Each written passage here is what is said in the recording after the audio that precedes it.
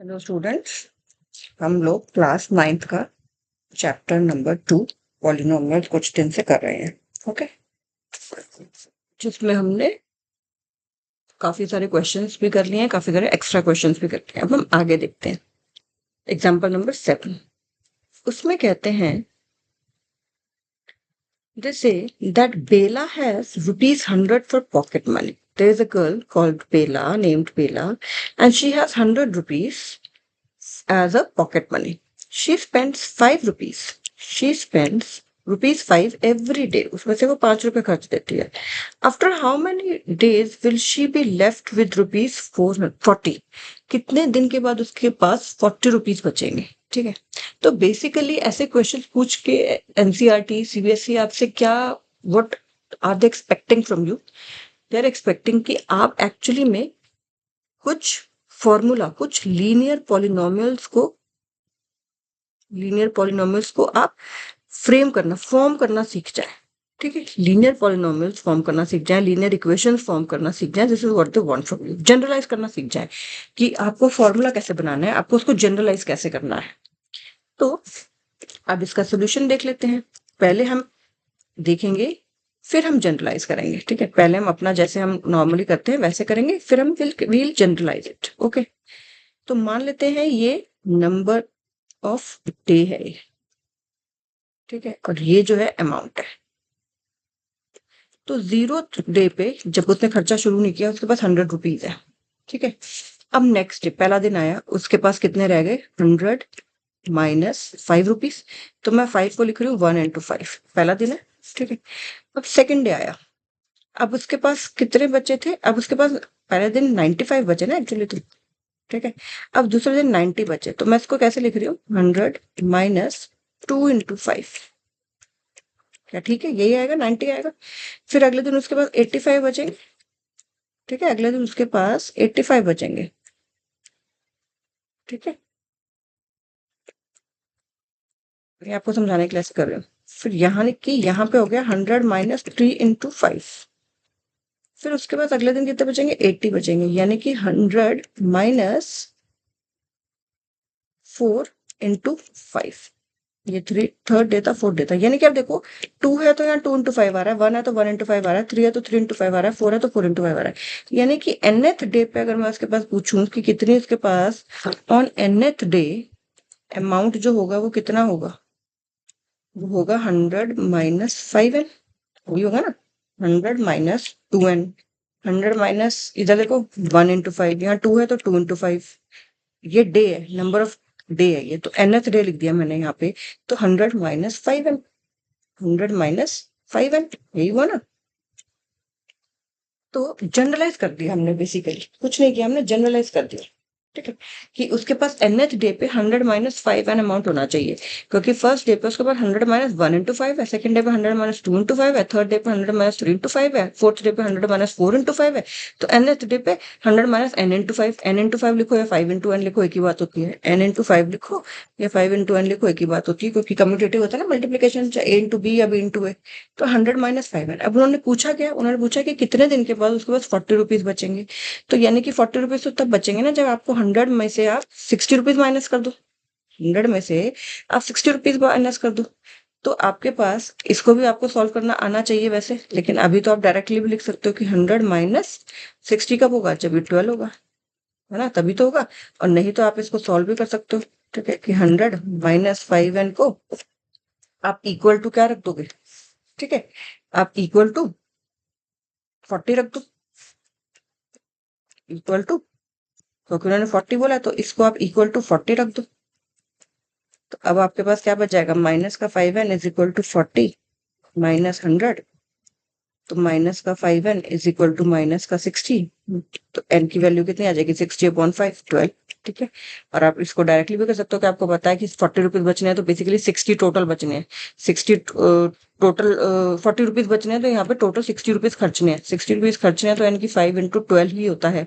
तो 12th day पे तो आप बोलते हो कि on 12th day she will have कितने rupees? 40 rupees. On 12th day she will be left with rupees 40। तो अभी बस आपको सिखा रहे हैं कि किस तरह से क्वेश्चन आपको बनाने हैं। अगला क्वेश्चन कहते हैं N auto rickshaw fair start at rupees 25। एक ऑटो रिक्शा का फेयर स्टार्ट होता है 25 पे, जैसे दिल्ली में भी ऐसे ही होता है, ठीक है, and remains the same for the initial 2 kilometre. पहले 2 किलोमीटर के लिए 25 रुपये लगेंगे, चाहे आप 1 किलोमीटर जाओ, चाहे आप 1.5 किलोमीटर जाओ, चाहे आप सिर्फ 800 मीटर जाओ, चाहे आप अप टू 2 किलोमीटर जाओ। तो up to 2 kilometre 25 rupees fix है, लेकिन उसके बाद हर किलोमीटर के लिए 15 रुपये लगेंगे, 15 रुपीज। तो फेयर कितना होगा 10 किलोमीटर के लिए? तो इसमें भी वो हमसे पूछ रहे हैं जनरलाइज करके दिखाओ हमें। इसमें भी हमसे वो क्या पूछ रहे हैं कि जनरलाइज करके दिखा दो भाई। तो कर देते हैं जनरलाइजेशन। यहाँ पे हम मान लेते हैं कितनी किलोमीटर मान लेते हैं, यहाँ पे हम नंबर ऑफ किलोमीटर मान लेते हैं, ठीक है। और यहाँ पे हम फेयर ले लेते हैं कि कितना उस पैसे लगेंगे। ओके, तो 1 किलोमीटर के लिए भी 25 लग रहे हैं, 2 के लिए भी 25 ही लग रहे हैं। अब 3 के लिए देखो, 25 प्लस 1 इंटू 15, क्योंकि 2 के लिए तो ये लग चुके हैं ना। 4 किलोमीटर के लिए 25 प्लस 2 इंटू 15, 5 किलोमीटर के लिए 25 प्लस 3 इंटू 15, 6 के लिए 25 प्लस 4 इंटू 15। तो यानी कि जितना ये है उससे 2 ये कम हो रहा है। तो एक जनरल फॉर्मूला क्या हो गया कि nth किलोमीटर के लिए 25 प्लस n-2 इंटू 15, क्योंकि 2 किलोमीटर के लिए तो ऑलरेडी 25 लग गए। तो अगर n किलोमीटर है तो उनमें से 2 किलोमीटर छटा दो और बाकियों के लिए 15 रुपए लगेंगे हर एक के लिए। यही बोला ना, फिर 25 प्लस n-2 इंटू 15। तो अब यहाँ पे फॉर 10 किलोमीटर निकाल लो, n की जगह 10 किलोमीटर रख लेते हैं, तो कितना आ जाएगा 25 प्लस 10-2 इंटू 15, यानी कि 25 प्लस 8 इंटू 15, 25 की जगह 25, 15 प्लस 60 120। तो कितना हो गया ये 145 रुपीज लग गए, ठीक है। दोबारा देखो, फर्स्ट किलोमीटर के लिए 25, सेकंड किलोमीटर के लिए भी, दोनों के लिए फिक्स आई 2 टू 25। थर्ड किलोमीटर के लिए, पहले 2 किलोमीटर के लिए तो 25 हो गया, अगला एक जो बचा उसके लिए 15 रुपए। 4 किलोमीटर के लिए पहले 2 के लिए 25 हो गया, अगले जो 2 बचे उसके लिए 25 रुपए। 5 किलोमीटर के लिए पहले 2 के लिए 25 हो गया, बाकी तीन के लिए 15-15 रुपए। ऐसे इस तरह से तो हमने जनरल फॉर्मूला ये निकाल लिया कि अगर n किलोमीटर तो ये डिस्टेंस कवर होगा 25 प्लस n-2 इंटू 15। और फिर n की जगह उन्होंने 10 पूछा, ताकि 10 किलोमीटर के लिए कितना लगेगा तो हमने निकाल दी। यही तो पूछा था बस, और क्या पूछा था, है ना। तो इस तरह से आप क्वेश्चन को इजीली कर सकते हैं। ओके, कुछ और क्वेश्चन देखते हैं हम। आपकी एक्सरसाइज 2.3 पे आ गए हैं हम। एक्सरसाइज 2.3 का पहला क्वेश्चन देख लेते हैं।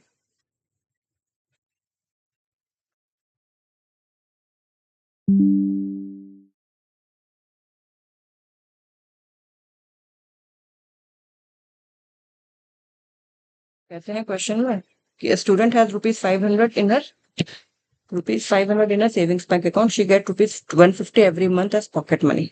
500 रुपए उसके सेविंग्स बैंक अकाउंट में, उसको 150 रुपीज पॉकेट मनी मिलती है। How much money will she have at the end of every month from the second month onwards? How much money will she have at the end of every month from the second month onwards, ठीक है। Find a linear expression to represent the amount she will have in the nth month. तो उन्होंने वही हमें करने के लिए कहा है। पहले तो बोल दिया कि उसके बैंक में 500 रुपीज है, ठीक है, और उसको हर महीने 150 रुपीज मिलते हैं एज पॉकेट मनी। अब उसके पास how much money will she have at the end of every month from the second month onward. Second month onward से पूछ रहे हैं वो कि उसके पास कितने रुपए होंगे। तो सेकेंड मंथ ऑनवर्ड वो पूछ रहे हैं, ठीक है। तो ये मंथ का नंबर लिख लेती हूँ और ये यहाँ पे मनी लिख लेती हूँ, ये अमाउंट लिख लो, ठीक है। तो देखो 0 मंथ पे उसके पास 500 रुपए है, फर्स्ट मंथ पे उसके पास 500 प्लस 150 है, सेकेंड मंथ पे उसके पास 500 प्लस कितने हैं 150 प्लस 150 यानी कि 2 इंटू 150। अब उन्होंने यहीं से हमसे पूछे and of the second month से।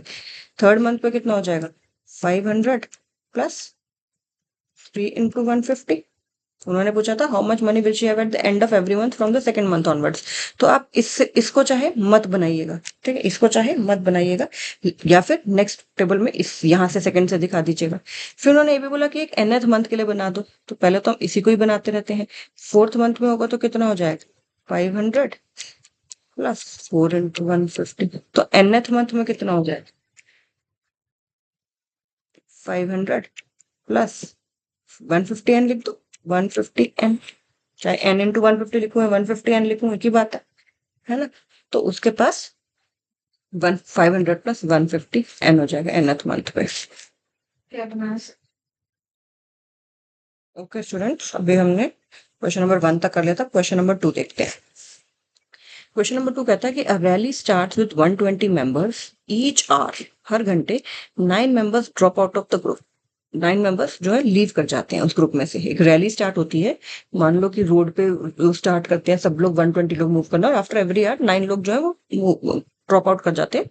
How many members will remain after 1 2 3 and so much, फिर कंटिन्यूटी में बोल रहे हैं hours, for a find a linear expression to represent the number of members at the end of the nth hour. तो फिर से हमसे उन्होंने क्या पूछा, जनरलाइज करने के लिए बात की है।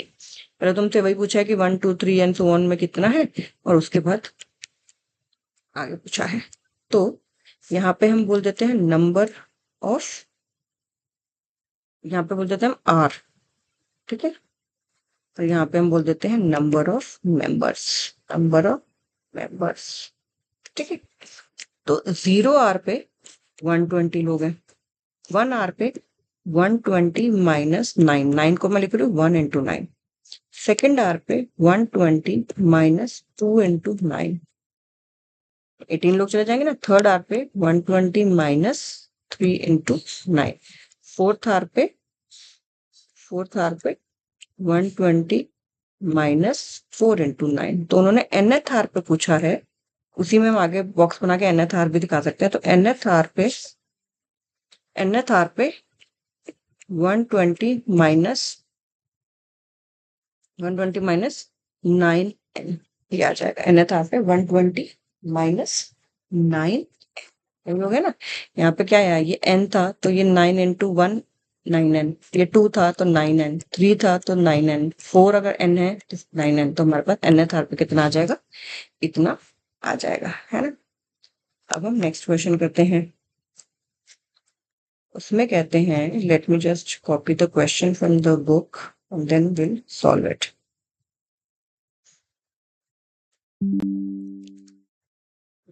Now in the third question they say कि suppose the length of a rectangle is 13 centimeter, suppose the length of a rectangle is 13 centimeter, length already दे दी है, लेंथ इज 13 सेंटीमीटर।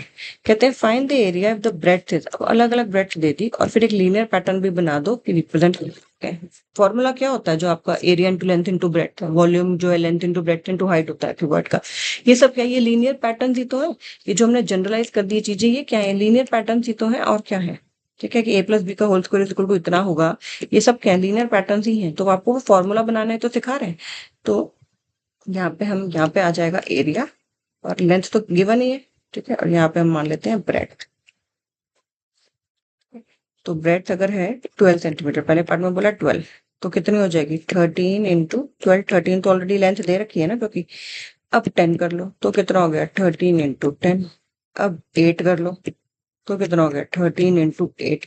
तो अगर जनरलाइज करूं मैं कि ब्रेड्थ n है तो वो 13 इंटू n नहीं हो गया क्या, ठीक है, लीनियर पैटर्न फाइंड कर दिया ना। तो लीनियर पैटर्न जो रिप्रेजेंट करेगा एरिया, फॉर एरिया वो कितना हो जाएगा 13n, क्योंकि 13 तो लेंथ गिवन ही, ठीक है, 13n यूनिट स्क्वायर, क्योंकि एरिया है तो यूनिट स्क्वायर लिख दो, है ना। तो इस तरह से आपके जो क्वेश्चंस है वो बहुत ही इजीली आप इनको सॉल्व कर सकते हो। अब एक और क्वेश्चन देख लेते हैं, एक और क्वेश्चन देख लेते हैं, question number 4 of the exercise 2.3. What does it say? It says suppose the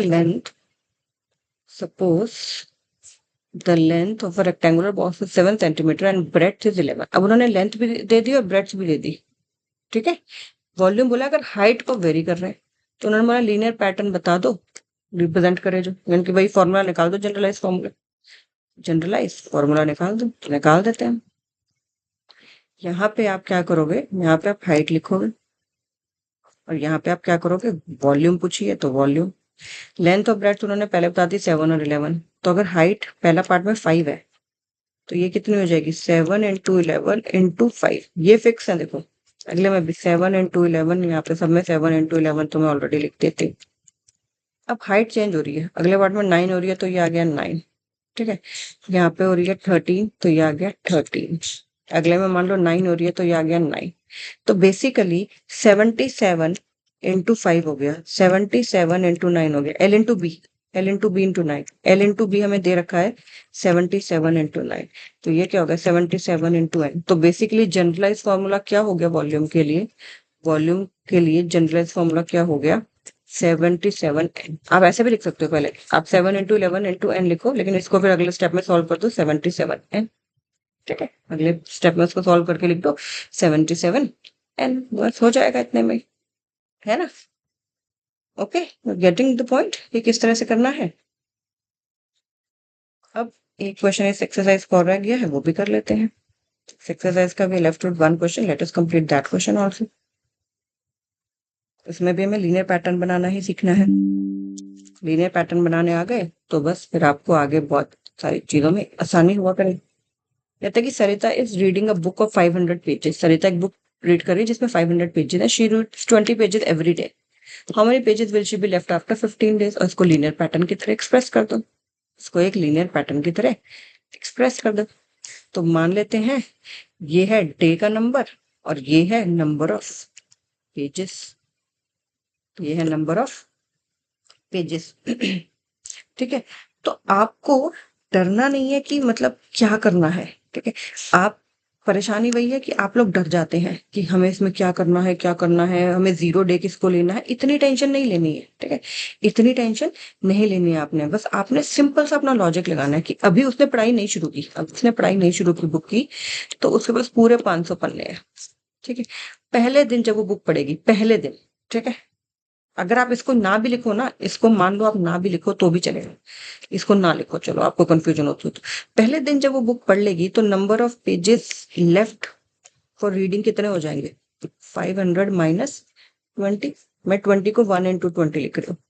दूसरे दिन जब वो बुक पढ़ेगी तो कितना हो जाएंगे, 500 माइनस 40 पेजेस हो जाएंगे, तो मैं इसको 2 इंटू 20 लिख रही हूँ। अगले में क्या लिख दूंगी, थर्ड डे पे 500 माइनस 3 इंटू 20।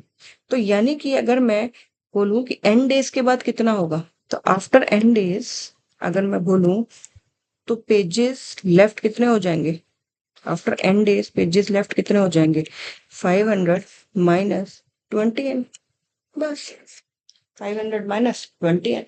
क्योंकि हर दिन को पहले दिन 20 पेजेस पढ़े तो 1 इंटू 20, 2 इंटू 20, 3 इंटू 20, तो nth डे पे यहाँ n हो गया, तो 3 की जगह n आ गया, 2 की जगह n आ गया, 1 की जगह n आ गया, 20 n, बस इतना हमें निकालना था, हमारी एक्सरसाइज फिनिश हो गई, ठीक है।